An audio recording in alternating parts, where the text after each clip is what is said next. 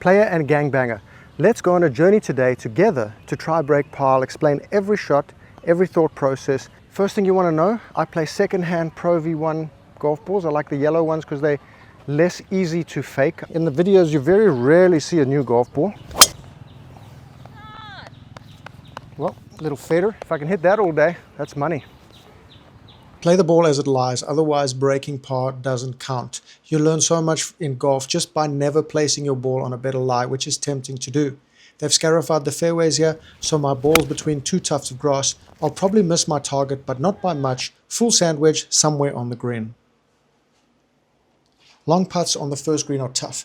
I just want my body and brain to connect and take over immediately in the round. I don't want to add mental processes to get somewhere between my brain and body.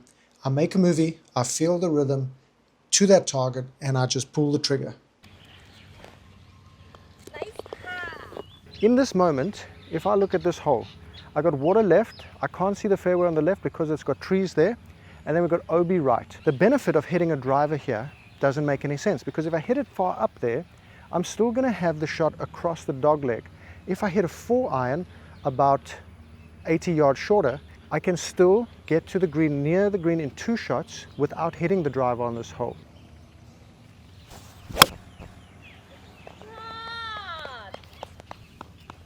Very good shot. You are speaking the truth right now. The only place I never want to be, 2 places on a par 5 for my third shot. In the no man's land between 40 and 80, and in a fairway bunker, leaving me in a final approach from a fairway bunker. Those are the 2 places that just destroy par 5s for me. We want birdies here, and we're going to get our birdie.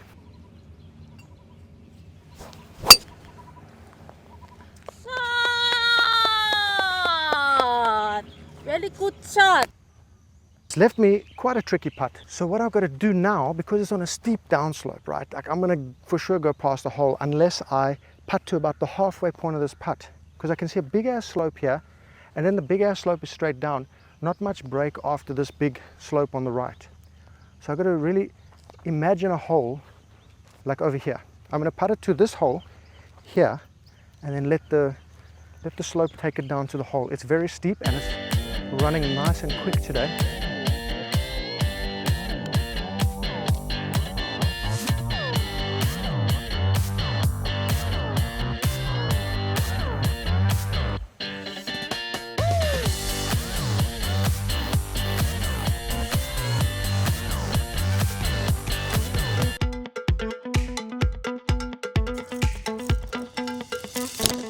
Nice body.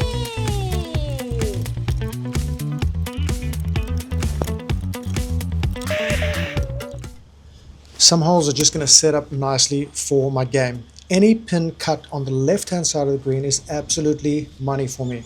I set it up straight up the guts and I wait for my smother pull to come out. I have to take advantage of it.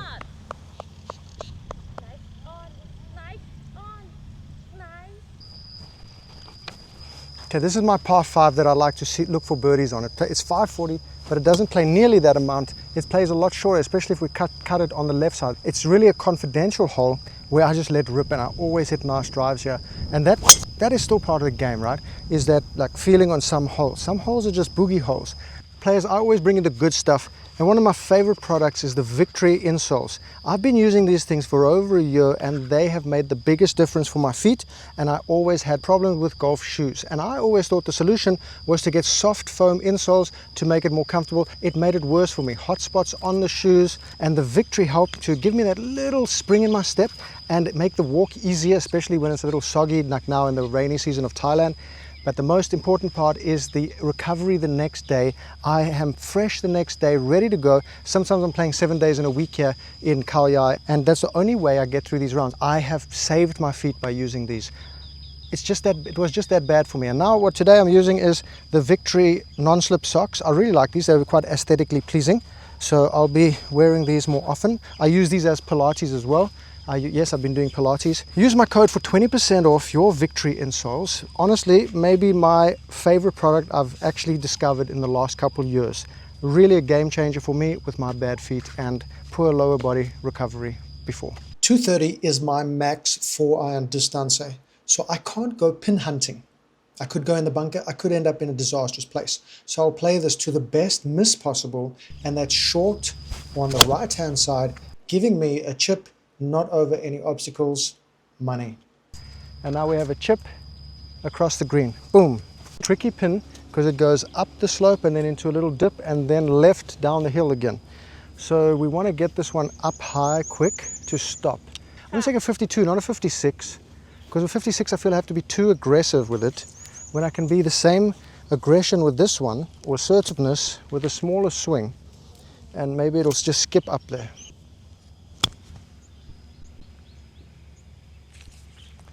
Yeah, missed my landing spot. Pat, you know what?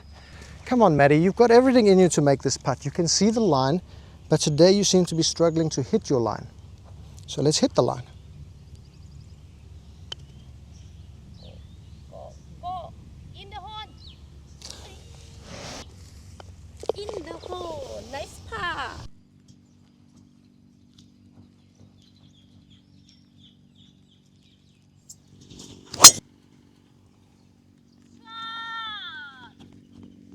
Very good shot. Good shot. Good shot. Good shot. Good shot. Good shot. We've got 130 yards remaining, and from 130 we're slightly down breeze, but the pin is on the right hand side, so we don't want to take that on. And what we don't do in a round of golf can often determine our score more than what we do. Here we have a pin cut all the way on the right. It's not working for us. We go center green, 130 yards, and I'm thinking of smashing a 48 degree, but I don't want to smash, so I'm going to hit a partial 9 iron. I find if I hit a partial pitching wedge, I take off too much, go in a bunker. Partial 9 iron, same swing, is money.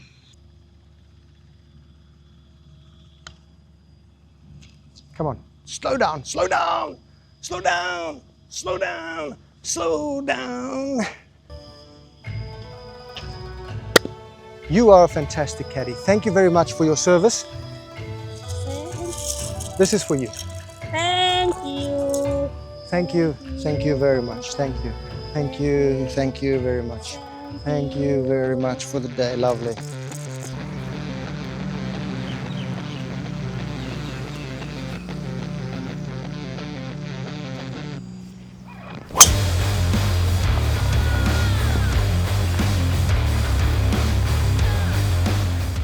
I don't worship at the altar of average. Every single thing is so unique and different that one rough lie can be different from the next. In the space of just, let's say, 10 yards, we can have a million different lies. There's no such thing as like a rough lie. The lie is unique. Now, my ball is below my feet in lush, thin grass. Ball below the feet, I'm on a slight downslope. So the ball should squirt left to right. Everything's telling me that because the ball's below my feet, that's left to right. On a downslope, low left to right. So 146 normally a pitching wedge. So what I'm going to do now is take a 9 iron and hit the 9. It's going to have a flyer lie too. It's not going to stop quick. So we're looking really at the target to the pin and to the right of it, hopefully reaching the right side of the green, otherwise staying just short for an easy chip. Not much I can do from here.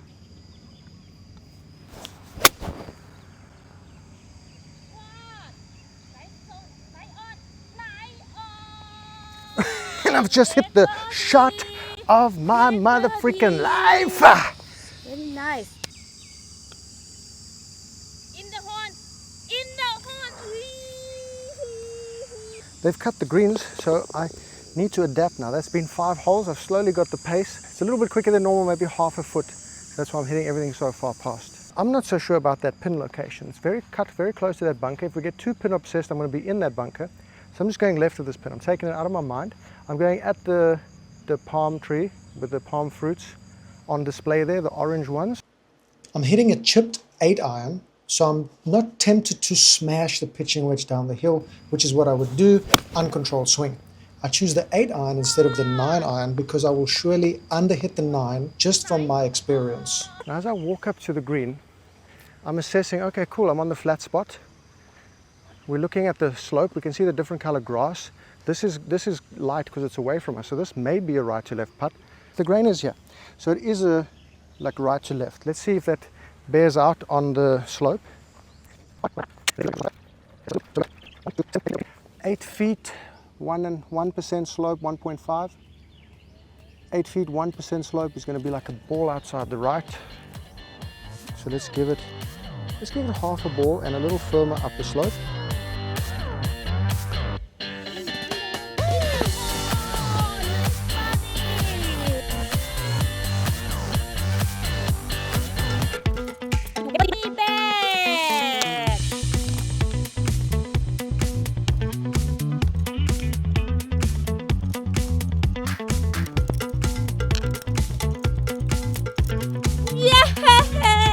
You can't use scissors all the time, yo.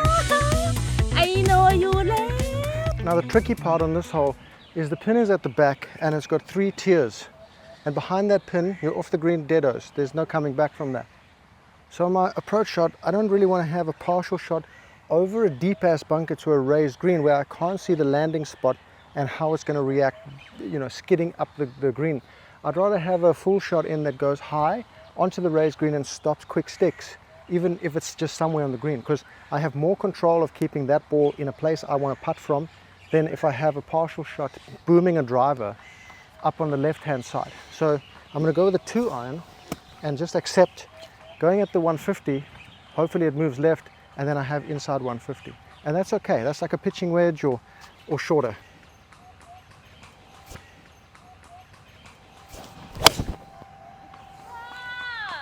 And then I have confidentiality when I hit that shot. I don't want to hit a shot that I have no confidentiality with. Then I'm going, what is that stuff? Giap?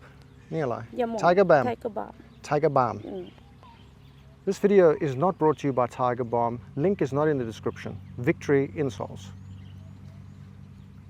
Perfect. Thank you. 129 yards up the hill. Walking up to the ball, I saw that the ball is above my feet already, and I was taking note of the grain direction. It's going that way, so I'm kind of cross grain. Cool, no biggie. And the pin's right at the back, so a 129 yard shot up the hill playing about 133, 134. Where do I want to be? I want to be short of this pin because over this pin is no good. So I'm going to take the club that will not reach 134, and if it has a perfect strike will reach 130. That's a 48 degree.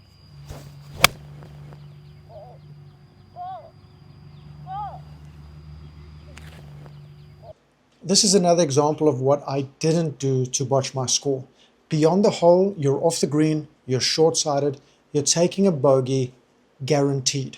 Here, I'm playing for the par. And we're going to put this one out to the right, up the hill, kind of side slope, and try to stop it within 6 feet. It's a tough putt. It's a very tough putt. Okay, where are we going to look here? I'm just going to look a little bit. I'm going to look at the hole. I'm not going to go past the hole for my perception because I don't need to get this past the cup at all.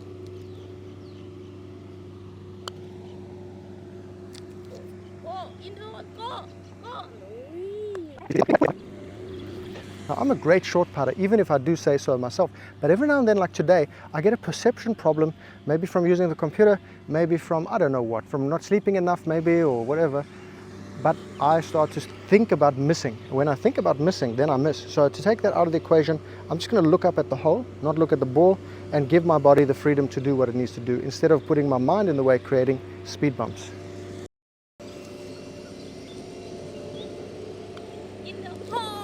I'm trusting the driver today. We've got lots of space out there, especially when we go further back to the back tee. And the only thing I try to think about today and puts the trust in the driver. I don't want to think about too much technicality. I don't want to think about positions and things like that. All I'm thinking about is what Mo showed me, because when I used to rotate, I'd go back onto the outside of my right foot. And he's been telling me, no, you want to keep that on the inside of the right foot so you can push off that way and turn. If I get stuck there, can't turn much.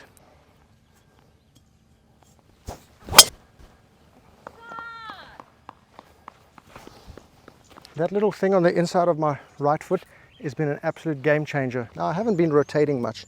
I've got a bit of tight gluteus medius from exercise mixed with inactivity. So I want to focus a little bit more on just getting a little more depth in my turn. Nice lie in the fairway. This is just setting up for an absolute money hole.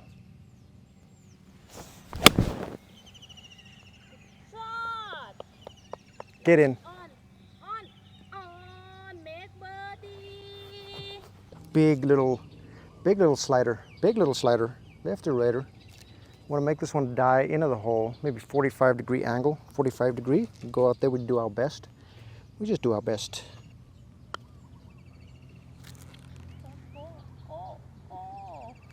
What the hell kind of putt is that? I'm a slapper. I'm a slapper.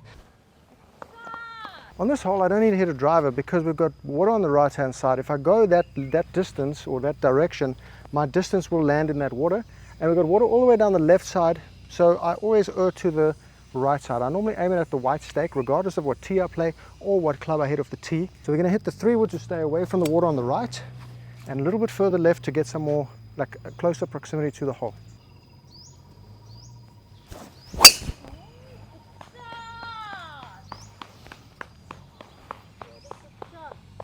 We've got 146, but what I know about this here, as I walked up to the ball, was I realized the ball's above my feet a couple inches.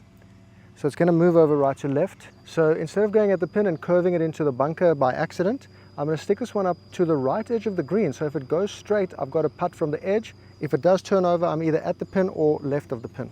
This is a very important shot. If I hit the pitching wedge, I'll be 15 yards short of the green because the ball will roll back down the slope, a sort of false front.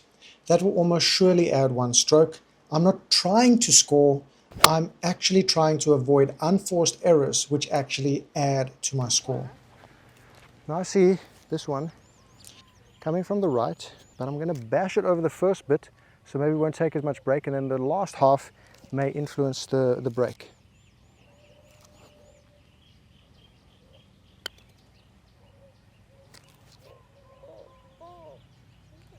Not the worst, not the best.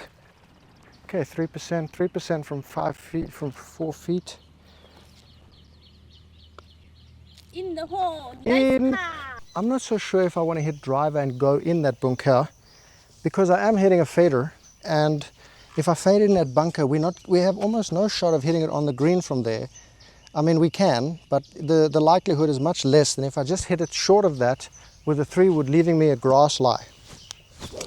A grass lie is always preferable.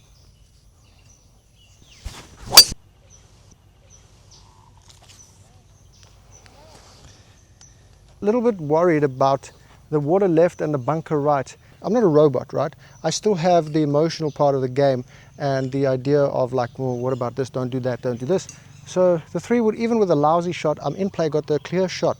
This is for me one of the most difficult and most beautiful holes in Thailand. Just put so much doubt in my mind, and it's a tough approach shot. Beautiful hole. So we're going with a little 5-iron here from 215. The pin's right at the back, doesn't matter. Anywhere on this green is perfect, gives us a nice little putt up the hill.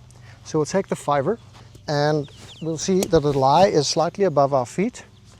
And that should straighten out my ball flight, because I like to hit a little fader with the 4 and 5 iron. So we'll get dead at the pin with this one, and just trust that beautiful strike.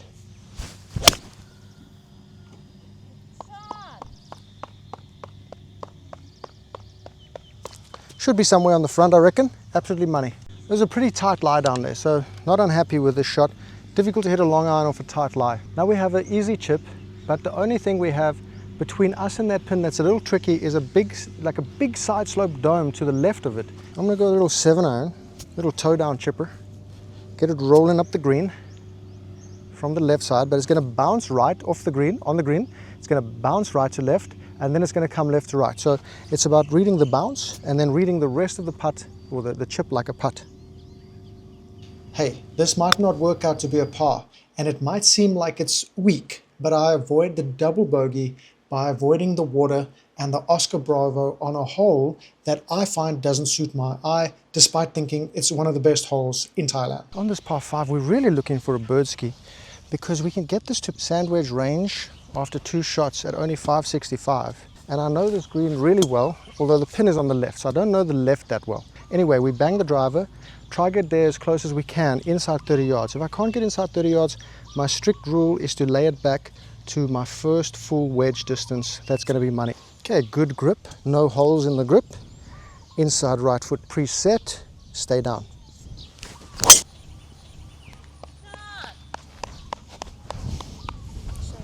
Ball above the feet lie in the rough from 268 yards. It's sitting really nice, so I can hit this ball. The only thing I have to take into consideration is that it should hook, right?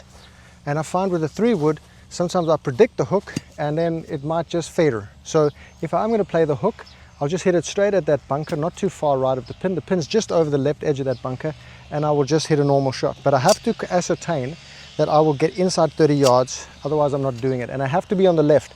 I don't want to pitch from the right over that bunker, you know what I mean? The other option is to hit a full shot into the green after laying up with an 8 iron. Because a half shot is not going to work here, a partial shot, because that pin is cut on a very narrow section of green over a bunker. Not going to stop in time. I'm not a genius, right?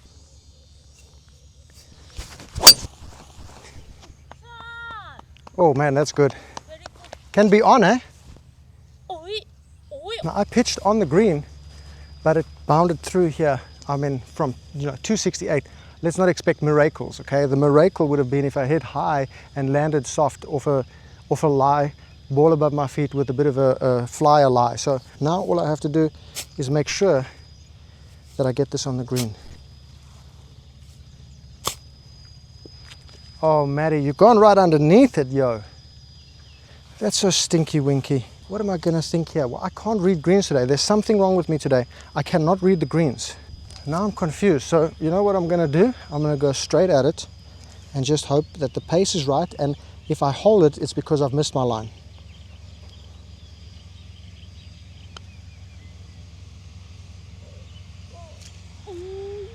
No birdie, no tip. Nice.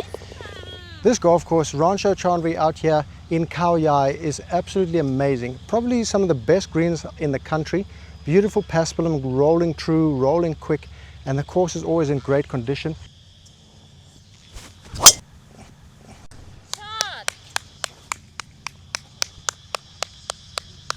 So from 120 here, it's a pretty good number for a 48 degree, but we have that pin at the top of that ridge. And if I stay short of that, I've got a huge uphill putt with like a double breaker and trying to stop it on a downslope. So I'm going to go longer than 120 to the back of the green. But just to the right of the hole.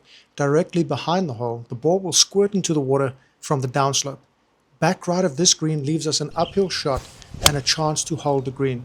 A chip 9-iron is crazy accurate, so I can trust it will hold the line I choose just to the right of the hole. No turnover right to left. You know, players, at the end of the day, this is a beautiful game I love to play on problem solving alone. As someone who scores lower, I don't want to make everything about the score. I want to make it about the process, perfecting the process, and problem solving, troubleshooting all the way around the course. That's what's really fun. The joy when you're like a 9 to 15 handicap is the probability of a low score coming or a disappointment of a bad score. It's really fun, and the 9 to 15 handicap region is probably the most fun you're going to have playing golf.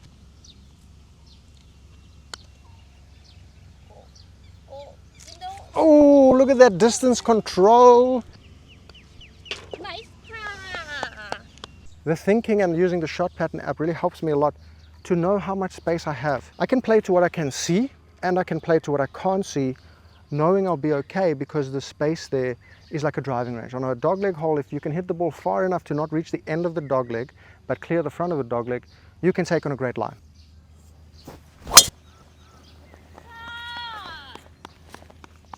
Now the reason I don't watch the ball all the way to finish is because I can't see it. We've got 125 remaining to the hole according to the REDTIGER rangefinder. And what you cannot see, because it looks pristine, right? There's different kind of grass here, and this ball is in between two little sprouts of it. So that's going to affect the shot. Now it's not dire, it's not sitting way down, but this kind of thing affects how the club's going to enter the ground around the ball. As long as I can get it to the front, it's a very, very simple chip, better than hitting it way too far past the hole, leaving a downhill putt on these speedy greens.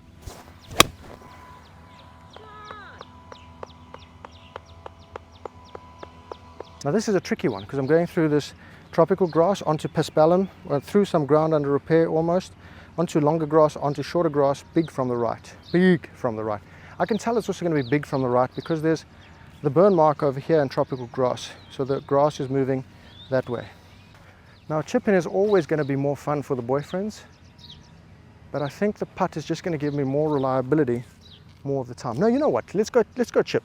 So we're going to find our landing spot just on the green, and I'm going to give it a little toe down chip. I hit the ball off the toe of this club so it doesn't fly off the sweet spot. I need a delicate chip, not a heater. In. Nice par. Nice par.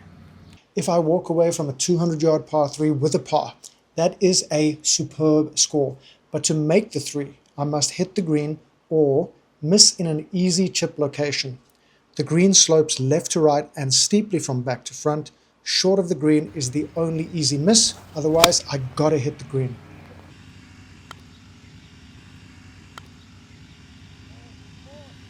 I don't believe in the 3-foot circle. I believe in putting to make the putt. I give my brain the intention to make it. A mediocre intention creates exactly that, a mediocre putt. We just merely accept the 2 to 3 foot miss, but we don't aim for it. Nice car. This is the interesting thing about scores and what you may see, is that we never get to see what's behind the results. We never get to see what's behind it, and the thought and processes behind things can determine why people do things instead of just projecting our own things onto other people. The reason I won't hit a driver here is it's 580 yards. I'm not hitting this green in 2 shots with the driver. The driver brings in more spray and pray. There's OB right, trees on the left. I don't need to take it on. I don't need to go into the narrow landing area. I just hit a 2-iron up there, accept it as a 3-shot hole, and that's absolutely money. So we've got 180 to clear that bunker, and then I can see after that bunker it's within 150 yard zone. So from this area, with a flyer lie in the rough, right, I'm going to hit that ball. There's going to be no spinner, and it's going to come out like a knuckleball. It's going to bound on after it lands, leaving me inside the 150 zone, probably close to 100 yards. So what I'm going to do is take the 5-iron. It's a cavity back 201 from Tacoma, and it's just going to glide nicely through this grass. The 6-iron is like touch and go to clear that bunker in case I don't catch all of it, but the 5-iron feels like it's going to just slide right through there, get me the shot I want. So we'll aim it directly over that bunker because we have the confidentiality in our ball striking.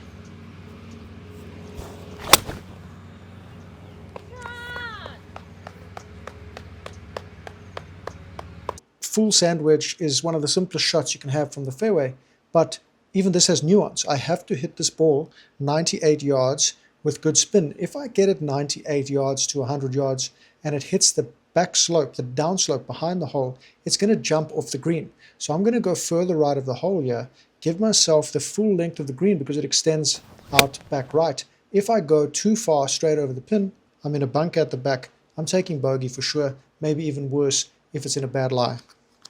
I used the full length of the green. If I'd gone at the pin, I'd probably end up in that bunker. So I just had to think that shot through real nice and not give myself, you know, a bad chip or a bad bunker shot and reduce my chance of making the bird or the par. Wow. In the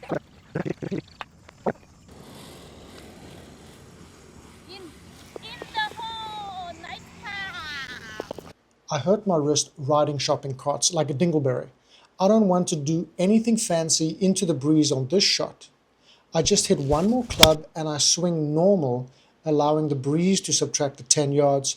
Well, my wrist is sore. Don't get angry. Don't get angry. Get up and down.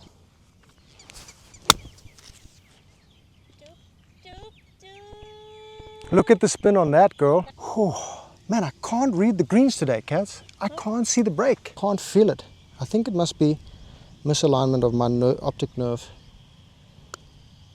You see, it's always low today because I'm not quite. In the hole. 2-iron to finish the round, players, and these wrists are super sore right now. That's what you get for playing silly buggers at the age of 57 on shopping carts in the parking lot at Tesco. What the hell was I thinking?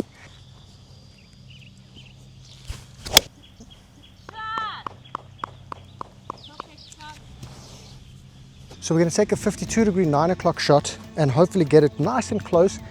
I mean, this is situational awareness too, right? I'm in a position that just opens up that hole like an absolute nipple licker. But if I further over to the right, I've got to pitch over a corner of a bunker to a pin cut tight on the front. That's a different situation. I use a 9 o'clock 9-iron instead of a 52-degree here, so the ball will stop dead near its pitch mark instead of spinning back down the semi-false front of this green. The pin's cut right on the front. I want to stick it pin high. 6-footer, we've got 3% break. That looks like 3%. But then halfway it looks like 1.5% or 2%. So we'll stick to the 3%, about a foot, about a cup outside the left.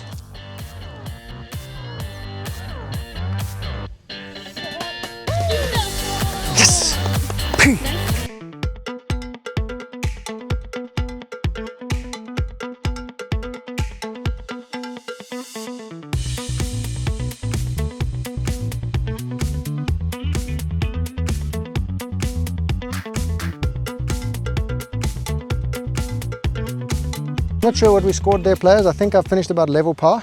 Let's see what we get. That's a 3 on the last. Takes me to 1 over. So that's a beautiful 71. Hopefully you can learn something from that and see what doesn't happen and see what does happen and the thought process. Absolutely maniski.